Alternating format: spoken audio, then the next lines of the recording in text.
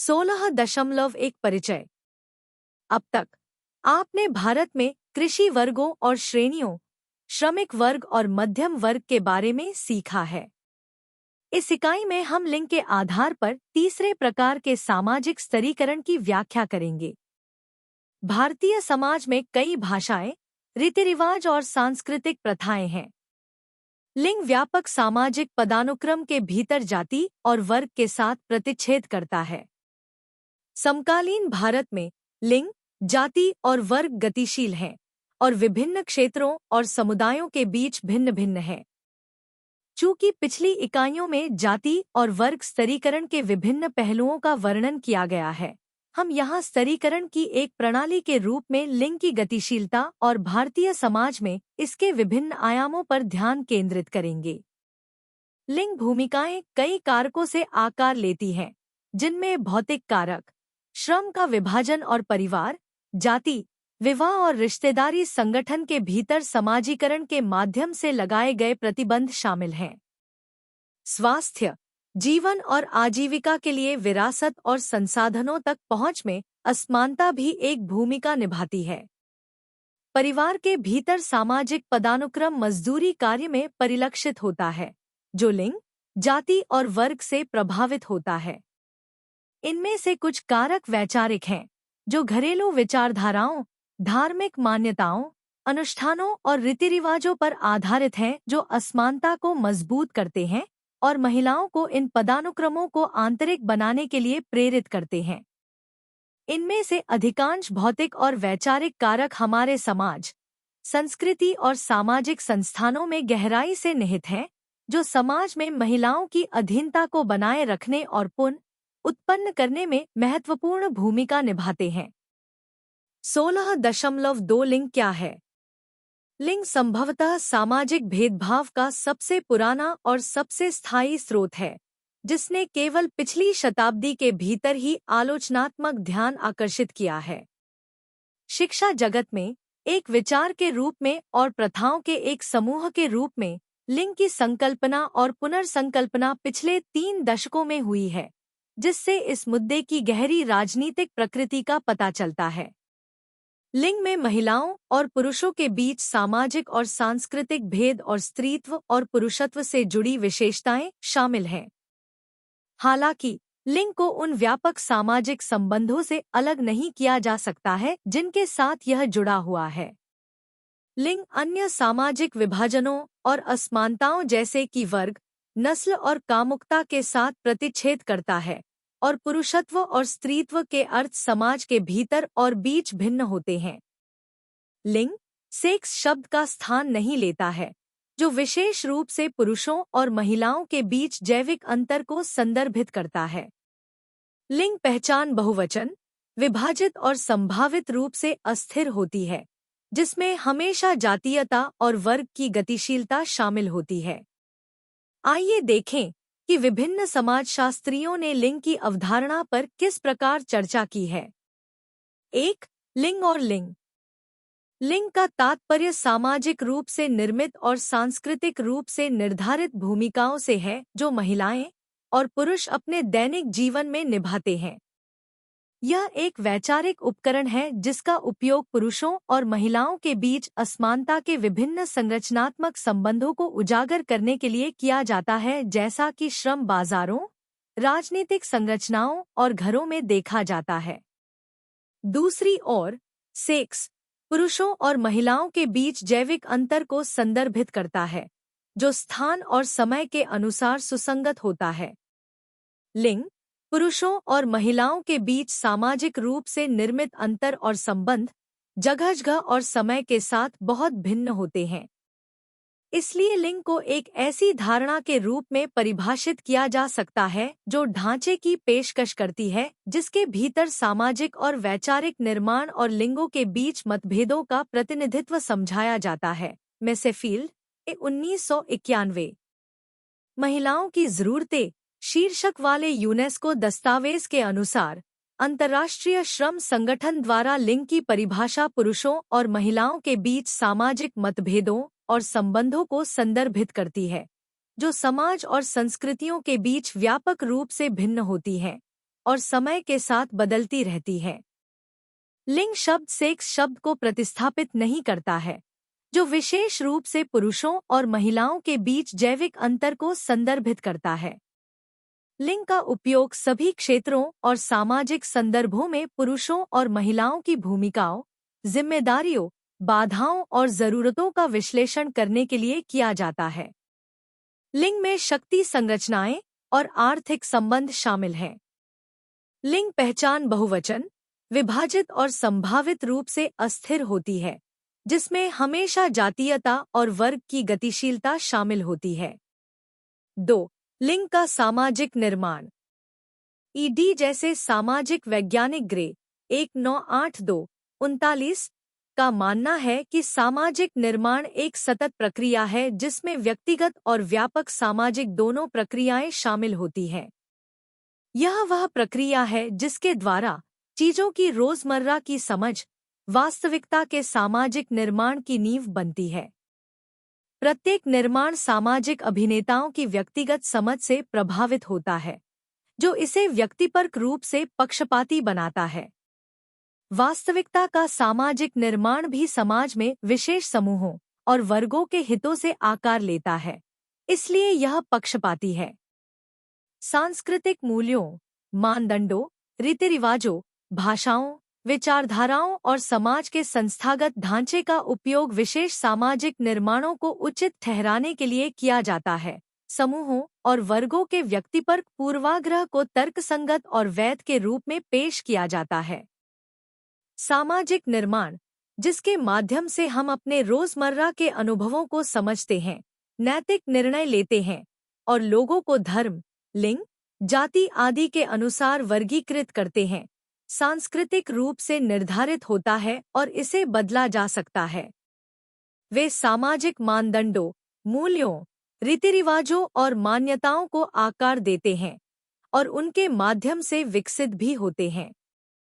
समाजीकरण और शिक्षा जैसी सामाजिक प्रक्रियाएं एक विशेष प्रकार के सामाजिक निर्माण को स्थायी और व्यापक रूप से स्वीकृत बनाने में मदद करती है। लिंग ऐसे सामाजिक निर्माण का एक उत्पाद है जिसे किसी समाज के सांस्कृतिक ढांचे के भीतर आकार दिया जाता है। लिंग या मर्दाना और स्त्रीत्व का सांस्कृतिक निर्माण हर समाज में संस्थानों और प्रथाओं को आकार देने में महत्वपूर्ण भूमिका निभाता है। किसी संस्कृति के भीतर जाति, वर्ग, नस्ल और विशेष रूप से पुरुषों और महिलाओं के बीच शक्ति के संबंधों के संदर्भ में स्तरीकरण और वर्चस्व की प्रणालियों को समझना महत्वपूर्ण है। चिंतन और कार्य 16.01 अपने परिवार के रीति-रिवाजों और परंपराओं पर विचार करें।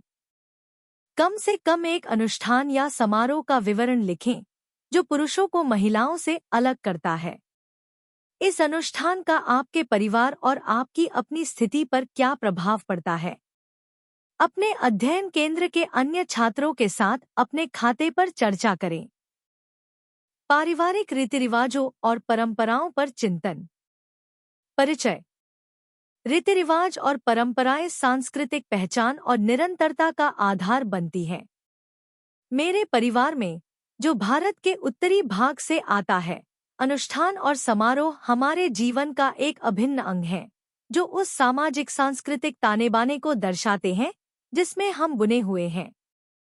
जबकि इनमें से कई अनुष्ठान समुदाय और साझा पहचान की भावना को बढ़ावा देते हैं, कुछ लैंगिक भेदभाव को कायम रखते हैं, जो हमारे समाज में गहराई से व्याप्त पितृसत्तात्मक मानदंडों को उजागर करते हैं।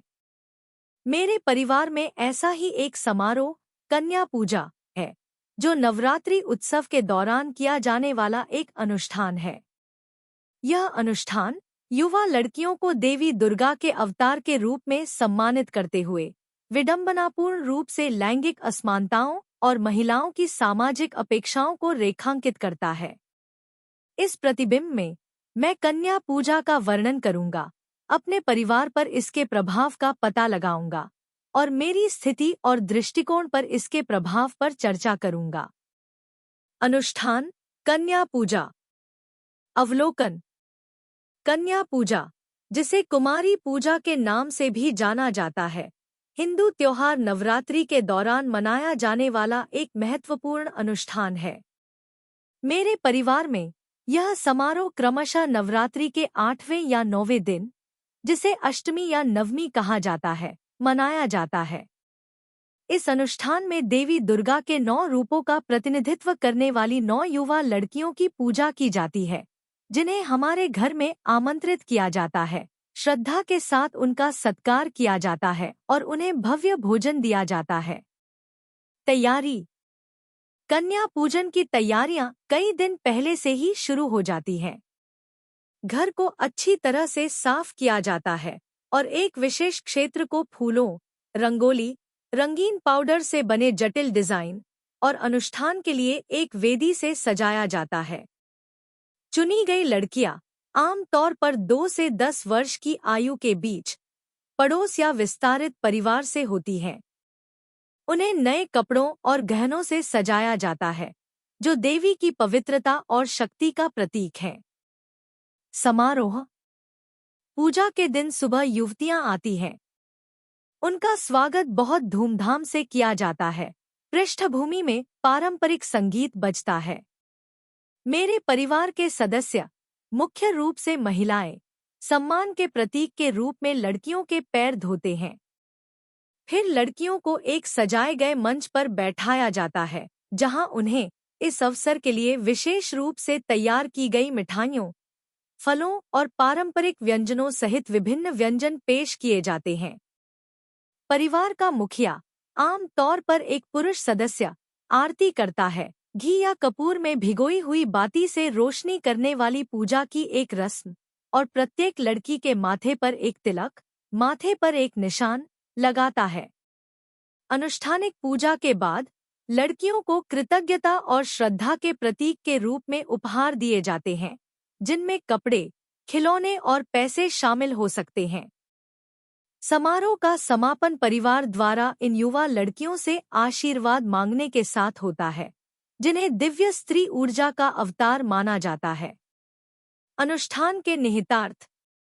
लिंग असमानता। जबकि कन्या पूजा स्पष्ट रूप से दिव्य स्त्रीत्व का जश्न मनाती है, यह विरोधाभासी रूप से कई मायनों में लैंगिक असमानता को रेखांकित करती है। यह अनुष्ठान विशेष रूप से युवा लड़कियों के लिए है, जो महिला रूप की अस्थायी और सशर्त पूजा को उजागर करता है। वही समाज जो इन लड़कियों को देवी के रूप में पूजता है, अक्सर बड़ी होने पर उन्हें हाशिए पर धकेल देता है, कठोर लैंगिक भूमिकाएं और अपेक्षाएं थोपता है। रूढ़िवादिता का सुदृढ़ीकरण। यह अनुष्ठान युवा लड़कियों में पवित्रता और मासूमियत को आदर्श बनाकर पारंपरिक लैंगिक रूढ़िवादिता को पुष्ट करता है और सूक्ष्मता से सुझाव देता है कि उम्र और परिपक्वता के साथ उनका मूल्य कम हो जाता है। यह आदर्शीकरण महिलाओं पर स्वीकार्य मानी जाने वाली विशिष्ट भूमिकाओं और व्यवहारों के अनुरूप सामाजिक दबाव में योगदान कर सकता है, जिससे उनकी व्यक्तिगत और व्यावसायिक वृद्धि सीमित हो सकती है। परिवार का गतिविज्ञान। मेरे परिवार में कन्या पूजा बड़े लिंग गतिशीलता के सूक्ष्म जगत के रूप में कार्य करती है। अनुष्ठान की तैयारी और कार्यान्वयन मुख्य रूप से महिला सदस्यों की जिम्मेदारी है, जो इस धारणा को मजबूत करती है कि घरेलू और धार्मिक कर्तव्य महिला क्षेत्र में आते हैं। परिवार का पुरुष मुखिया इस समारोह की अध्यक्षता करता है, जो पितृसत्तात्मक सत्ता का प्रतीक है। व्यक्तिगत प्रभाव। बड़े होने पर एक पर्यवेक्षक और एक प्रतिभागी दोनों के रूप में कन्या पूजा में भाग लेने से लिंग भूमिकाओं की मेरी समझ पर गहरा प्रभाव पड़ा। एक बच्चे के रूप में मैंने उत्सवों और युवा लड़कियों को दिए जाने वाले महत्व की भावना का आनंद लिया। हालांकि जैसे जैसे मैं बड़ी होती गई, मुझे अनुष्ठान में निहित विरोधाभासों के बारे में अधिक से अधिक जानकारी होने लगी। इस जागरूकता के कारण मेरे परिवार की परंपराओं और एक महिला के रूप में मेरी स्थिति पर उनके प्रभाव की आलोचनात्मक जांच हुई। अनुष्ठान ने हमारी संस्कृति में महिला सम्मान की सशर्त प्रकृति पर प्रकाश डाला। जबकि कन्या पूजा के दौरान युवा लड़कियों की पूजा की जाती है, वही सम्मान उनके दैनिक जीवन में महिलाओं तक नहीं बढ़ाया जाता है। यह एहसास सशक्त और निराशाजनक दोनों था, क्योंकि इसने अनुष्ठानिक पूजा से परे महिलाओं के लिए अधिक सुसंगत और वास्तविक सम्मान की आवश्यकता को रेखांकित किया। व्यापक सामाजिक निहितार्थ। सांस्कृतिक प्रतिबिंब। कन्या पूजा उस व्यापक सांस्कृतिक संदर्भ को प्रतिबिंबित करती है जिसमें इसका अभ्यास किया जाता है। यह रोजमर्रा की जिंदगी में महिलाओं के साथ भेदभाव करते हुए देवी देवताओं का सम्मान करने के द्वंद्व का प्रतीक है। यह द्वंद्व कई भारतीय परंपराओं में व्याप्त है। अनुष्ठान सांस्कृतिक आत्मनिरीक्षण और सुधार की आवश्यकता पर प्रकाश डालते हैं। परिवर्तन की आवश्यकता। कन्या पूजा जैसे अनुष्ठानों से उत्पन्न लैंगिक असमानताओं को दूर करने के लिए अधिक न्यायसंगत और समावेशी सांस्कृतिक वातावरण को बढ़ावा देना आवश्यक है। इसे उन परंपराओं की पुनर्व्याख्या करके प्राप्त किया जा सकता है जो वास्तव में महिलाओं का सम्मान करते हैं और उन्हें सशक्त बनाते हैं, यह सुनिश्चित करते हुए कि नारी के प्रति श्रद्धा अनुष्ठानों तक ही सीमित नहीं है बल्कि रोजमर्रा की बातचीत और अवसरों में परिलक्षित होती है। शिक्षा की भूमिका। भेदभावपूर्ण रीति रिवाजों को चुनौती देने और बदलने में शिक्षा महत्वपूर्ण भूमिका निभाती है। आलोचनात्मक सोच और लैंगिक संवेदनशीलता को बढ़ावा देकर शैक्षणिक संस्थान व्यक्तियों को असमानता को कायम रखने वाली पारंपरिक प्रथाओं पर सवाल उठाने और उनमें सुधार करने के लिए सशक्त बना सकते हैं। इस संबंध में शैक्षणिक सेटिंग्स में कन्या पूजा जैसे अनुष्ठानों पर चर्चा और चिंतन परिवर्तन के लिए उत्प्रेरक हो सकता है। निष्कर्ष। मेरे परिवार के रीति रिवाजों और परंपराओं, विशेष रूप से कन्या पूजा पर चिंतन करना हमारे सांस्कृतिक ताने बाने में मौजूद गहरी जड़ें जमा चुके लैंगिक पूर्वाग्रहों को समझने की यात्रा रही है। जबकि अनुष्ठान दिव्य स्त्रीत्व का जश्न मनाता है, यह इस पूजा की सशर्त और अस्थायी प्रकृति को भी रेखांकित करता है, जो हमारे समाज में लगातार लैंगिक असमानताओं को उजागर करता है। ऐसे अनुष्ठानों के निहितार्थ दूरगामी होते हैं, जो पारिवारिक गतिशीलता, व्यक्तिगत स्थिति और व्यापक सामाजिक मानदंडों को प्रभावित करते हैं। अधिक न्यायसंगत समाज की ओर बढ़ने के लिए ऐसी परंपराओं की आलोचनात्मक जांच और पुनर्व्याख्या करना जरूरी है, ताकि यह सुनिश्चित किया जा सके कि महिलाओं के लिए सम्मान और श्रद्धा अनुष्ठान पूजा तक ही सीमित नहीं है, बल्कि रोजमर्रा की जिंदगी में प्रकट होती है। शिक्षा और खुली चर्चा। जैसा कि इस प्रतिबिंब में प्रोत्साहित किया गया है, भेदभावपूर्ण रीति रिवाजों को चुनौती देने और बदलने, अधिक समावेशी और सम्मानजनक सांस्कृतिक परिदृश्य का मार्ग प्रशस्त करने में महत्वपूर्ण है। 16.3 लिंग और जाति। इस पाठ्यक्रम भारत में समाजशास्त्र के खंड 2 जाति पर परिप्रेक्ष्य में आपने भारत में जाति पर विभिन्न विचारों के बारे में सीखा। इसमें ब्राह्मणों जैसी उच्च जातियों, औपनिवेशिक शासकों, ब्रिटिश और अन्य यूरोपीय और अन्य निचली जातियों के दृष्टिकोण शामिल हैं। जाति को सामाजिक पदानुक्रम की एक प्रणाली के रूप में देखा जाता है, जिसने भारत में वर्ग को पीछे छोड़ दिया है। परंपरागत रूप से उच्च जातियां भी उच्च वर्ग से संबंधित थीं, जिनके पास सामाजिक, राजनीतिक और आर्थिक रूप से अधिकांश संसाधन और शक्ति थी। निचली जातियां आमतौर पर भूमिहीन मजदूर या सेवा जातियां, निम्न स्तर की, आर्थिक रूप से गरीब और राजनीतिक रूप से शक्तिहीन थी। यह संतुलन औपनिवेशिक शासन के दौरान बाधित हो गया जब भूमि एक बिक्री योग्य वस्तु बन गई।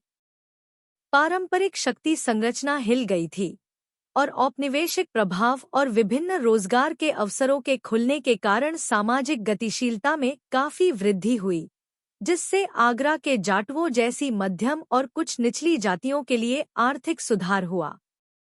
भारत में जाति की उत्पत्ति के बारे में विभिन्न सिद्धांत हैं, जैसे नस्लीय उत्पत्ति और व्यावसायिक विशेषज्ञता।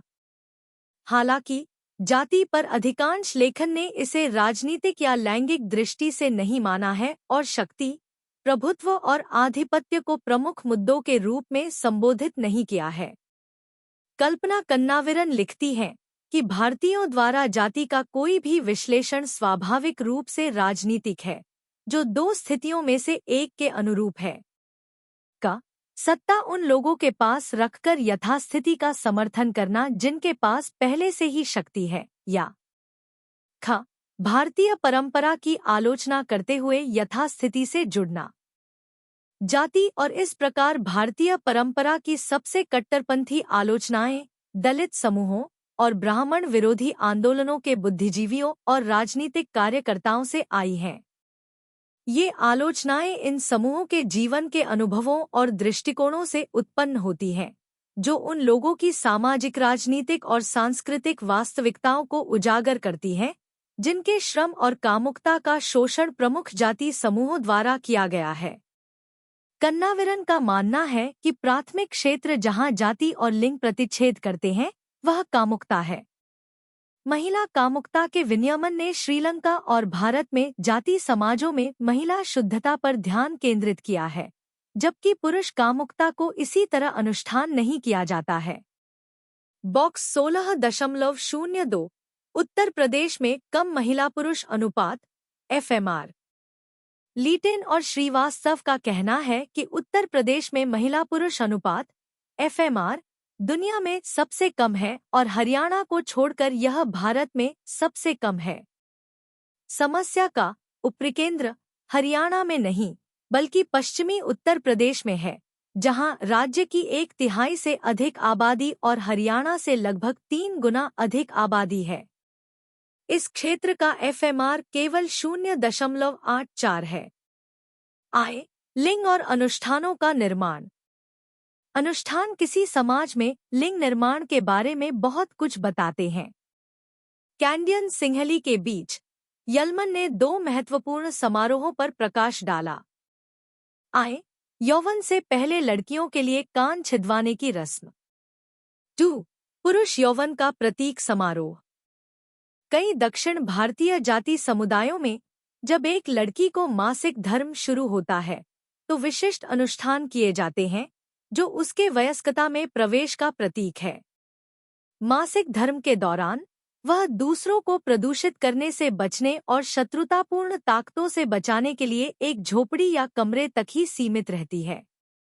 उसकी पहली माहवारी के बाद उसकी शुद्धि के लिए विस्तृत अनुष्ठान किए जाते हैं। माना जाता है कि इन अनुष्ठानों की आवश्यकता महिला प्रजनन और सम्मान, महिला के गर्भ की उर्वरता की रक्षा और पुरुषों के सम्मान की रक्षा से संबंधित है।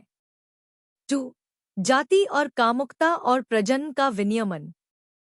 जाति और लिंग का गहरा संबंध है, क्योंकि महिलाओं की कामुकता नस्ल की शुद्धता और पुरुषों के सम्मान से जुड़ी हुई है। उच्च जातियां अपनी महिलाओं की कामुकता पर अधिक नियंत्रण रखती हैं। श्रीलंका और भारत जैसे जाति समाजों में संतान और पितृत्व की शुद्धता सुनिश्चित करने के लिए हाइपरगैमी, जहां महिलाएं केवल अपनी जाति या उससे ऊंची जाति में ही शादी कर सकती हैं, का चलन है। उच्च जातियां, जिनके पास महत्वपूर्ण भौतिक संपत्ति है, महिला कामुकता को नियंत्रित करने के लिए सबसे अधिक चिंतित हैं। जाति व्यवस्था को बनाए रखने के लिए विवाह नेटवर्क, अंतर्विवाह और बहिर्विवाह महत्वपूर्ण है, जहां पुरुष महिलाओं को नियंत्रित करके इस प्रणाली को नियंत्रित करते हैं। विवाह में महिला परिवार के सदस्यों के आदान प्रदान का प्रथागत अधिकार पितृसत्ता से पहले का है और इसने परिवार और निजी संपत्ति के विकास को सुविधाजनक बनाया है। पितृसत्ता के तहत स्वयं महिलाओं की बजाय महिलाओं की प्रजनन सेवाओं को महत्व दिया गया, जिससे विवाह बाजार में उनका वस्तुकरण हुआ, उनके व्यवहार और गतिशीलता पर प्रतिबंध लगा और संपत्ति और विरासत के मामलों में बेदखली हुई, जिससे जाति समाज में उनकी स्थिति का अवमूल्यन हुआ। 3 बदलती जाति व्यवस्था और महिलाओं पर इसका प्रभाव। समकालीन भारत में जातिगत पहचान के कारण महिलाओं पर लगने वाली कई बाधाएं कम हो गई हैं। पूंजीवादी भारत में नए सामाजिक वर्गों का उदय हुआ है, लेकिन सदियों पुरानी अधीनता नए रूपों में कायम है। आइए अगले भाग में लिंग और वर्ग के मुद्दों का पता लगाएं। 16.4 लिंग और वर्ग। पारंपरिक और समकालीन भारतीय समाज में महिलाओं की स्थिति को समझने के लिए हमें यह समझना होगा कि वर्ग उनकी स्थिति को कैसे प्रभावित करता है। कुछ विद्वान जाति और वर्ग को ध्रुवीय विपरीत सामाजिक स्तरीकरण के विभिन्न रूपों के रूप में देखते हैं। वर्ग व्यक्तियों को श्रेणीबद्ध करता है, जबकि जाति समूहों को श्रेणीबद्ध करती है। वास्तव में जाति और वर्ग दोनों एक दूसरे को समाहित करते हुए वास्तविक, अनुभवजन्य, अंतःक्रियात्मक और श्रेणीबद्ध हैं। कैथलीन गफ ने सामाजिक गठन के अपने विश्लेषण में जाति, रिश्तेदारी, परिवार, विवाह, उत्पादन और उत्पादक संबंधों को जोड़ते हुए जाति और वर्ग के संबंध पर प्रकाश डाला है। कुछ विद्वान वर्ग संबंधों और उत्पादन के तरीकों के संदर्भ में वर्ण और जजमानी प्रणालियों की व्याख्या करते हैं, जिससे पता चलता है कि जाति में वर्ग शामिल है और इसके विपरीत। आंद्रे बेटेले शहरी और ग्रामीण भारत में कामकाजी महिलाओं से संबंधित जाति वर्ग संबंध पर चर्चा करते हैं। उच्च जाति के परिवारों में पुरुष खेतों में काम करते हैं, लेकिन महिलाओं को अक्सर ऐसे काम से रोका जाता है। कुछ आर्थिक रूप से संपन्न मध्यवर्ती और निचली जातियां अपनी सामाजिक स्थिति को ऊंचा उठाने के लिए इस मानदंड को अपनाती हैं, लेकिन इसका मतलब महिलाओं के लिए समान व्यवहार नहीं है। काम से हटने से केवल पारिवारिक स्थिति ही ऊपर उठती है, जो जाति और आर्थिक और सामाजिक स्थिति से प्रभावित होती है। बॉक्स 16.03 उत्तर प्रदेश में निचली जातियों का संस्कृतीकरण। संस्कृतीकरण या उच्च सामाजिक स्थिति प्राप्त करने के लिए उच्च जाति के मानदंडों को अपनाने से महिलाओं को पालतू बनाया जाता है और आर्थिक गतिशीलता बढ़ने के साथ साथ उनकी स्थिति और मूल्य में गिरावट आती है। आंद्रे बेटेली शारीरिक श्रम में महिलाओं की बदलती स्थिति पर भी टिप्पणी करते हैं। पहले महिलाओं को पारिवारिक फार्मों से हटा दिया जाता है, उसके बाद पुरुषों को हटा दिया जाता है, जो फिर पर्यवेक्षक बन जाते हैं। यह वापसी ग्रामीण इलाकों में उच्च सामाजिक स्थिति का प्रतीक है। जीवन शैली में विविधता के बावजूद सभी जातियों में महिलाओं की स्थिति पुरुषों के मुकाबले गौण बनी हुई है। पतिव्रत, पुरुष सत्ता को बनाए रखना की विचारधारा सभी जातियों और वर्गों पर लागू होती है। नए सामाजिक वर्ग और महिलाओं की स्थिति। भारत में नए वर्गों का उदय असमान है। ब्रिटिश शासन के दौरान पश्चिमी शिक्षा, भूमि बंदोबस्त और परिवहन सुविधाओं जैसी नई ताकतों ने जाति वर्ग संबंधों को बदल दिया। विशेषकर बंगाल प्रेसिडेंसी में नए जमींदार वर्ग उभरे, जिनमें व्यापारी और साहूकार भी शामिल थे। किसानों ने एक और सामाजिक वर्ग बनाया, जिसमें अमीर, मध्यम और गरीब किसानों के साथ साथ बड़ी, लोहार, कुम्हार और सुनार जैसे कारीगर वर्ग भी शामिल थे। इन वर्गों के भीतर महिलाओं की स्थिति अलग अलग थी, लेकिन आम तौर पर गौण ही रही। यह परिघटना आज भी जारी है। महिलाएं मुख्य रूप से कृषि और निजी क्षेत्र के उद्यमों में काम करती हैं। उत्तर पूर्व में मेघालय में खासी की तरह महिलाओं की स्थिति आर्थिक और सामाजिक रूप से ऊंची है। खासी महिलाओं को पैतृक संपत्ति विरासत में मिलती है और वे अर्थव्यवस्था के केंद्र में हैं। हालांकि पुरुष बाहरी दुनिया पर हावी हैं, जो एक अद्वितीय पारिवारिक संरचना को उजागर करता है जहां महिलाएं संपत्ति रखती हैं और धार्मिक संस्कार करती हैं। चिंतन और कार्य 16.02 पितृसत्तात्मक परिवार व्यवस्था या मातृसत्तात्मक व्यवस्था में महिलाओं की स्थिति के संबंध में अपने अनुभव के बारे में एक छोटी घटना बताएं। किसी पृष्ठ के बारे में एक संक्षिप्त नोट लिखें। यदि संभव हो तो इसकी तुलना अपने अध्ययन केंद्र के अन्य विद्यार्थियों से करें। चिंतन और कार्रवाई 16.02 पितृसत्तात्मक परिवार व्यवस्था में महिलाओं की स्थिति। परिचय। पारिवारिक संरचनाओं में महिलाओं की स्थिति महत्वपूर्ण महत्व का विषय है और विभिन्न संस्कृतियों और समाजों में व्यापक रूप से भिन्न है। यह प्रतिबिंब पितृसत्तात्मक परिवार व्यवस्था के भीतर मेरे व्यक्तिगत अनुभवों और टिप्पणियों पर आधारित है। एक विशिष्ट घटना को याद करके और इग्नू अध्ययन केंद्र में अपने साथियों के अनुभवों के साथ तुलना करके मेरा लक्ष्य ऐसे सेटअप में शामिल गतिशीलता और महिलाओं की स्थिति पर प्रभाव की व्यापक समझ प्रदान करना है। निजी अनुभव। मैं ग्रामीण भारत के एक पारंपरिक पितृसत्तात्मक परिवार से आती हूँ, जहाँ पुरुषों को प्राथमिक निर्णय लेने वाला माना जाता है और महिलाओं को अक्सर सीमित स्वायत्तता प्राप्त होती है।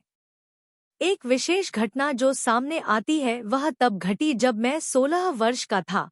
वह समय था जब मेरी बड़ी बहन सीता अपनी अंतिम स्कूल परीक्षा की तैयारी कर रही थी और साथ ही उस पर तय विवाह के लिए दबाव डाला जा रहा था।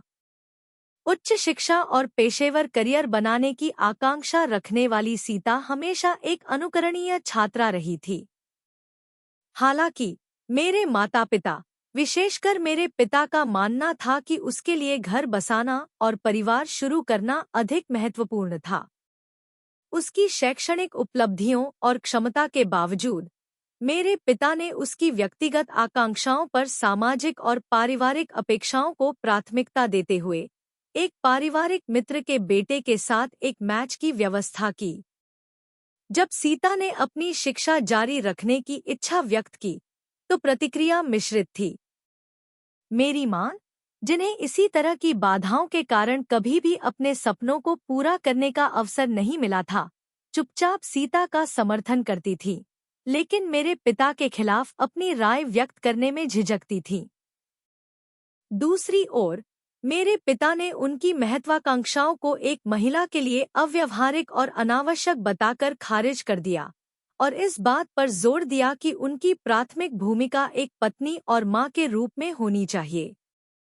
निर्णायक मोड़ तब आया जब सीता ने भावी दूल्हे के परिवार से मिलने से इनकार कर दिया। अवज्ञा का यह कार्य हमारे घर में अभूतपूर्व था और इससे एक महत्वपूर्ण संघर्ष हुआ। मेरे पिता उसके इनकार को अपने अधिकार के लिए चुनौती मानकर क्रोधित थे। हालांकि इस घटना से मेरी मां का अपनी बेटी के प्रति मौन लेकिन मजबूत समर्थन भी सामने आया। मेरी मां, जो हमेशा एक कर्तव्यपरायण पत्नी थी, आखिरकार सीता के लिए खड़ी हुई और उनकी शिक्षा और आत्मनिर्णय के अधिकार की वकालत करने लगी। कई भावनात्मक चर्चाओं के बाद मेरे पिता अनिच्छा से शादी की योजना को स्थगित करने पर सहमत हुए, जिससे सीता को अपनी शिक्षा पूरी करने की अनुमति मिल गई। यह घटना हमारे परिवार में स्थापित पितृसत्तात्मक मानदंडों के खिलाफ प्रतिरोध का एक दुर्लभ क्षण था और जब महिलाएं एक दूसरे का समर्थन करती हैं, तो बदलाव की संभावना पर प्रकाश डाला गया। इग्नू अध्ययन केंद्र में साथियों के साथ तुलना। इग्नू अध्ययन केंद्र में अपने साथियों के साथ इस घटना पर चर्चा करने पर समान और विरोधाभासी दोनों प्रकार के अनुभवों का पता चला। मेरे कई साथी छात्र पितृसत्तात्मक परिवारों से आते थे और उनकी कहानियां अक्सर सीमित स्वायत्तता और व्यक्तिगत आकांक्षाओं के लिए संघर्ष के विषयों को प्रतिध्वनित करती थी।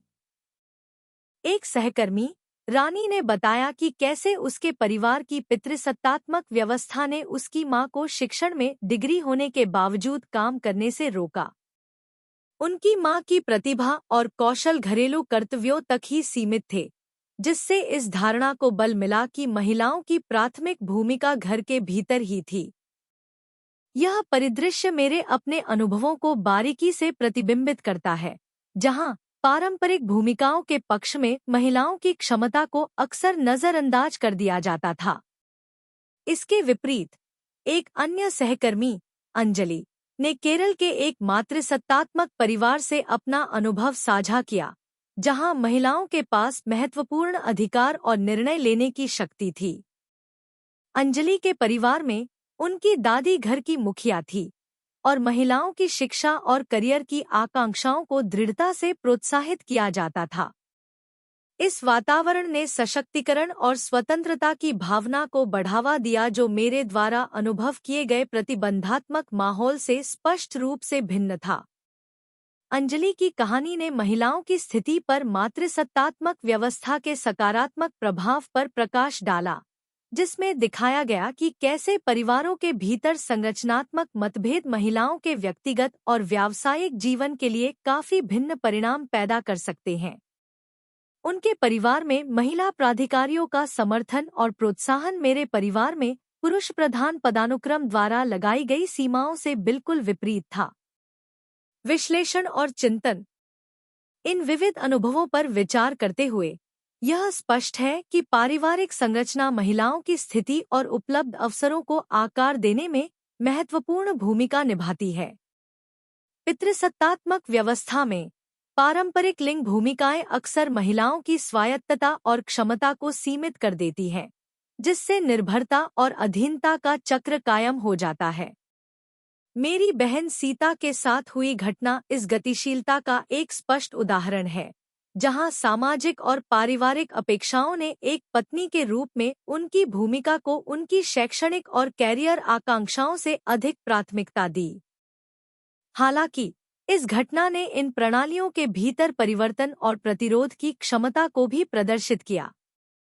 वर्षों से चले आ रहे पितृसत्तात्मक मानदंडों के बावजूद सीता के लिए मेरी मां का समर्थन अवज्ञा का एक शक्तिशाली कार्य था, जिसने मेरी बहन की शैक्षिक गतिविधियों के लिए द्वार खोल दिए। यह प्रतिबंधात्मक मानदंडों को चुनौती देने और बदलने में महिलाओं के बीच एकजुटता और समर्थन के महत्व को रेखांकित करता है।